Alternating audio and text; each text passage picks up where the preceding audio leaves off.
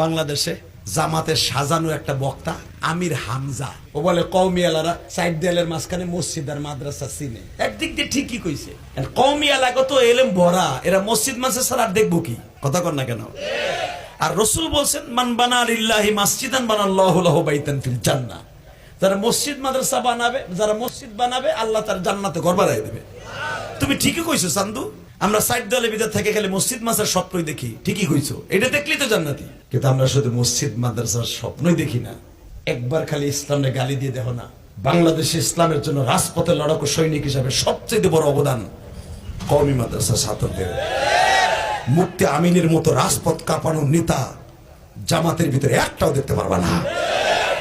আব্দুল মালিক সাহেবের সামনে দাঁড় করায় দেখো তো তোমার দলে কি আছে। ফখরে বাংলার মধ্যে একটা উলি খাড়া করায় দেখো তো। আল্লামা শামসুল হক ফরিদপুর মধ্যে একটা কওমি সন্তান খাড়া করো তো। বড় হুজুরের মতো সিরাজুল ইসলাম সাহেবের মতো একটা কওমি সন্তান খাড়া করো তো পারলে। আমরা শুধু চার দেয়ালের মধ্যে নয়, আমরা কোরআনকে বুকের মধ্যে রেখে যে কোনো বেঈমানের বুক ফাটায় দিতে পারি।